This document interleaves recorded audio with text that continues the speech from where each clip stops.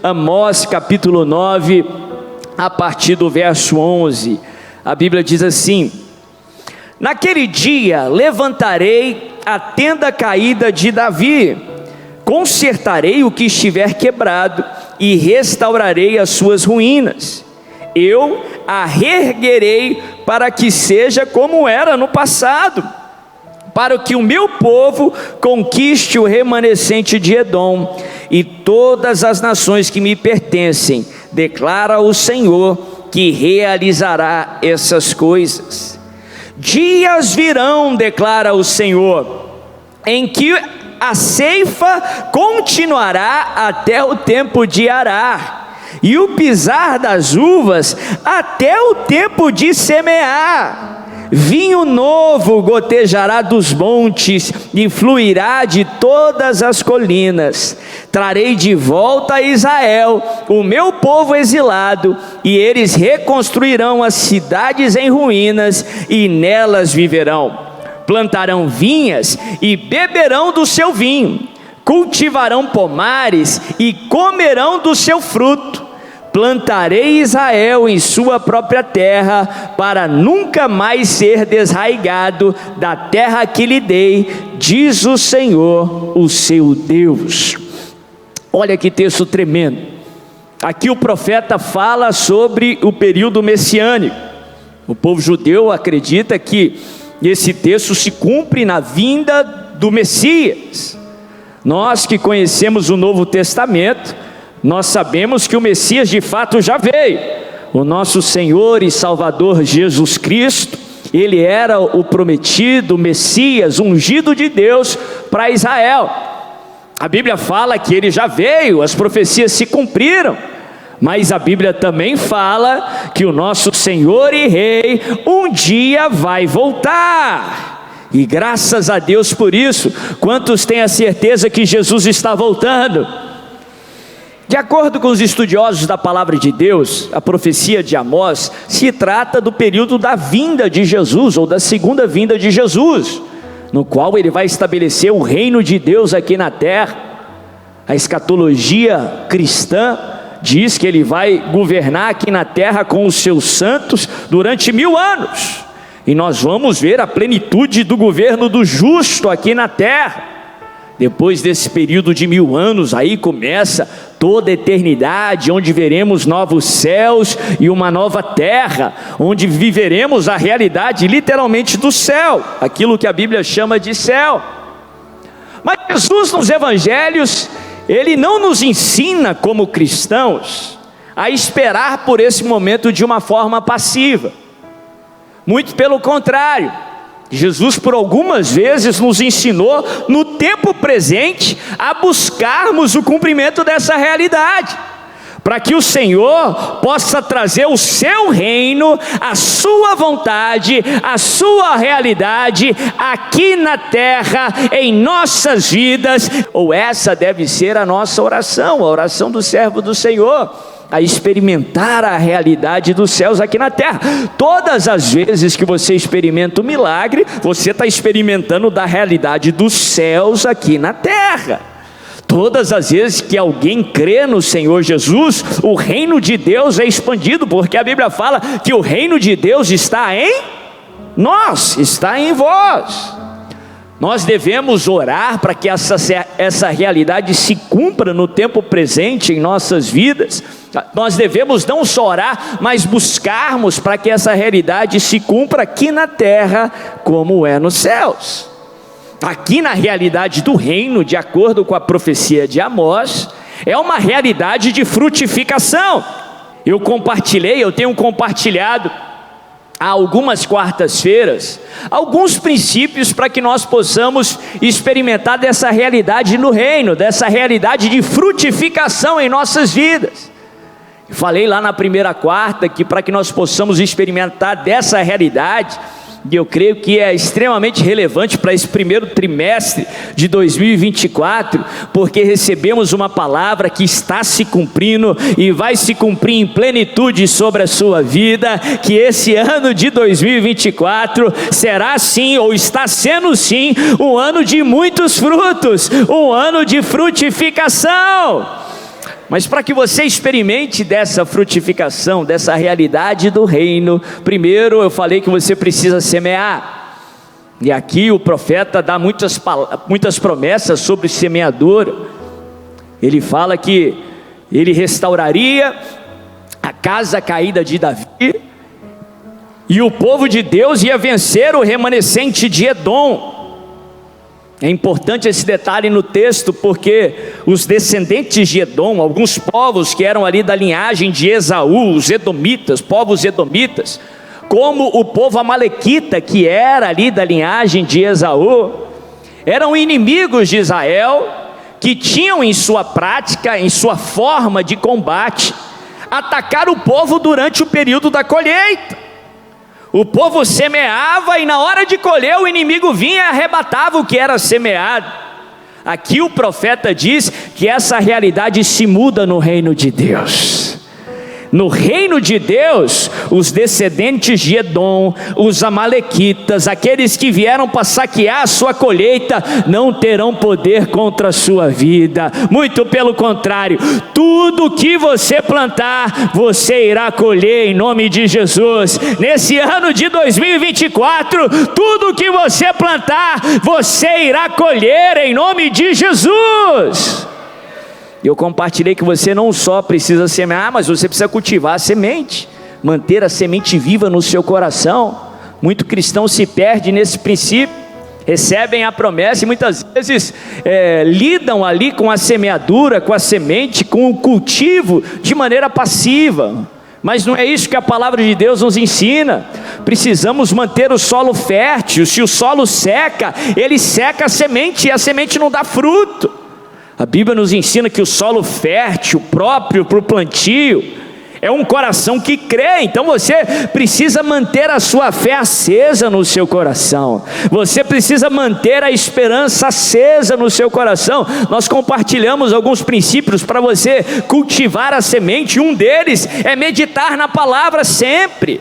Não de quarta em quarta-feira ou de domingo a domingo, mas de dia e de noite. É o que Deus diz a Josué: medita nas palavras do livro da lei de dia e de noite, para que você seja bem sucedido por onde você andar, em nome de Jesus. Terceiro, eu falei que você precisa perseverar. Todo cristão precisa perseverar. Não existe milagre sem perseverança. A única forma de um servo de Deus ser derrotado não é se o diabo for bem sucedido, porque quem está em Cristo, o maligno não lhe toca, a não ser com a autorização de Deus. A única forma de você sair derrotado na trajetória, na carreira cristã, é se você desistir. De tal modo que Jesus é enfático em dizer: o que perseverar até o fim será salvo. Fala para o seu irmão: não desista. Fala para a pessoa que está do outro lado, diz assim: não desista. Aleluia. Você precisa restaurar a casa caída de Davi, ou pelo menos você precisa cooperar, contribuir para que a casa de Davi seja restaurada. O que é essa tal casa de Davi? O que é esse tal tabernáculo de Davi? Nós começamos a falar algumas características na semana passada que muito tem a nos edificar. O tabernáculo de Davi foi o local que Davi, ele colocou a arca da aliança lá em Jerusalém. Eram alguns varais e uma tenda que cobria a arca da aliança, que lá no Antigo Testamento era uma representação da presença de Deus. Aonde a arca de Deus estava, a presença e tudo que é inerente à presença, a glória de Deus também estava. Quando Israel ia para uma batalha, os levitas carregavam a arca do Senhor para aquela batalha, porque quando a presença de Deus está com você, não tem derrota nas suas batalhas, a vitória é certa.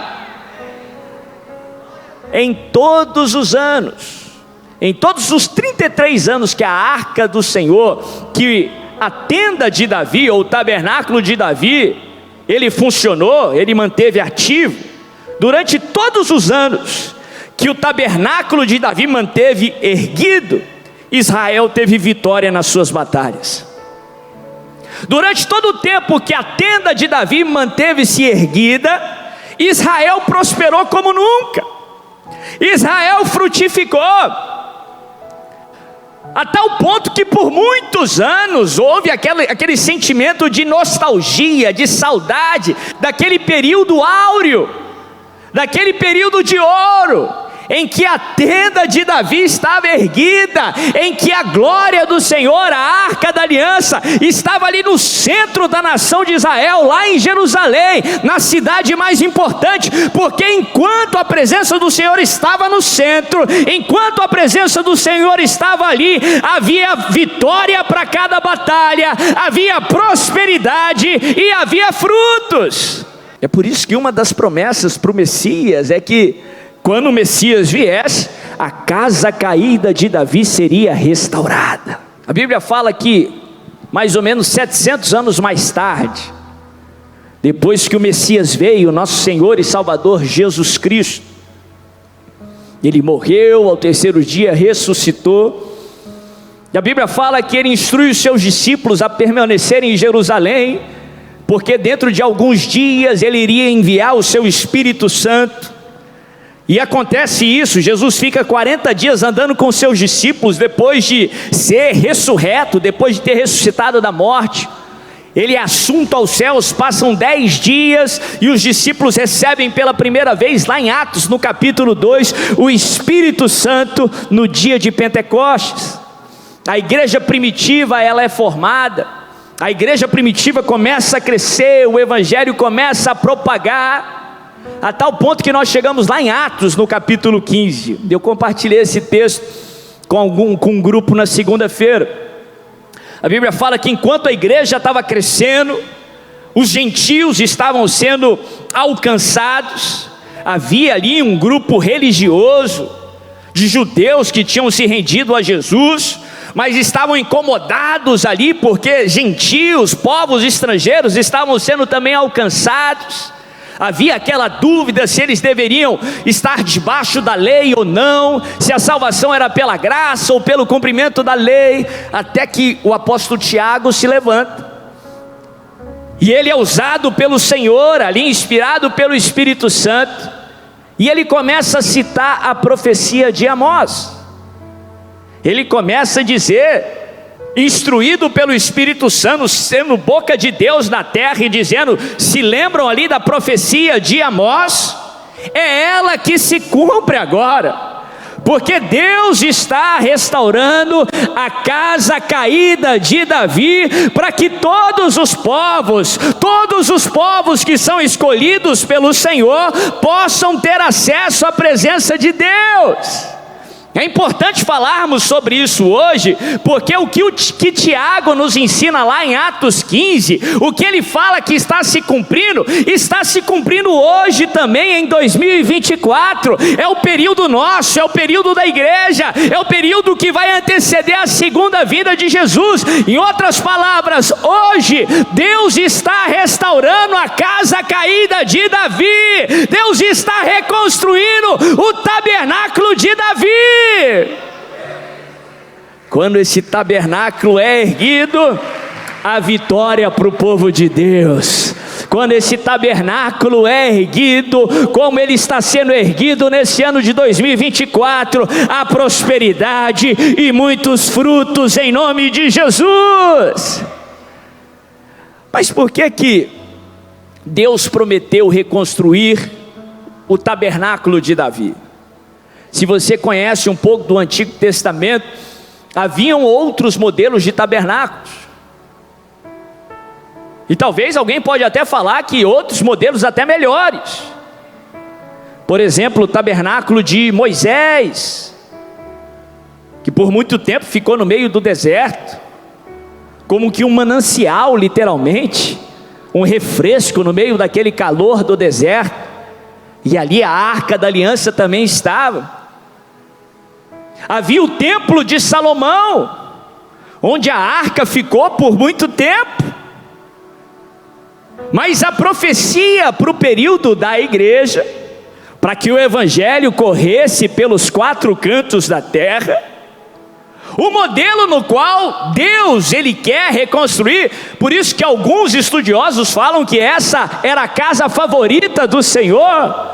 Não era a tenda de Moisés ou o templo de Salomão, mas sim o tabernáculo de Davi. Interessante que o tabernáculo de Moisés era um tabernáculo cheio de medidas que foram pré-estabelecidas pelo Senhor. Se você ler lá no livro de Êxodo, foi quase que o primeiro download feito literalmente dos céus para a terra. Deus deu todas as medidas, toda a decoração, todas as especificações para que Moisés construísse conforme as medidas. Havia até a metragem, ou a metragem da época. Não poderia construir nenhum centímetro a mais, nenhum a menos. Foi tudo pré-estabelecido. Havia uma forma que ele precisava seguir e ele seguiu. Da mesma forma, o templo de Salomão. O templo de Salomão foi dado todo pelo Senhor. Um modelo do Senhor para Salomão. E Salomão ele constrói todo aquele templo com todos aqueles compartimentos, o átrio, o santo lugar, o santíssimo lugar, o pátio externo e tudo aquilo que formou aquela grande estrutura, aquele grande templo. Haviam medidas, mas já o tabernáculo de Davi não havia medida alguma. Presta atenção aqui que isso tem a nos ensinar. O tabernáculo de Davi não tinha medidas humanas. Haviam medidas celestiais. O tabernáculo de Davi não podia ser mensurado pela régua humana. Em outras palavras, o tabernáculo de Moisés poderia ser replicado. O templo de Salomão poderia ser replicado. Foi muito bem estruturado e muito bem transmitido por Deus ao homem. Mas o tabernáculo de Davi não pode ser replicado. Se você quer viver o propósito do Senhor, para de tentar copiar aquilo que deu certo noutra pessoa. Para de pegar as medidas de outras pessoas para avaliar o seu desempenho. Deus não quer replicar o que Ele fez noutra pessoa em sua vida, mas Ele quer fazer algo novo na sua vida. Ele quer fazer algo único na sua vida. O que Deus quer fazer na nossa geração não foi feito lá atrás. Não tem as medidas lá do tabernáculo de Moisés para serem refeitas hoje. Não, o tabernáculo de Davi não tem medidas humanas, são medidas do Senhor. Deus quer fazer algo novo na nossa geração.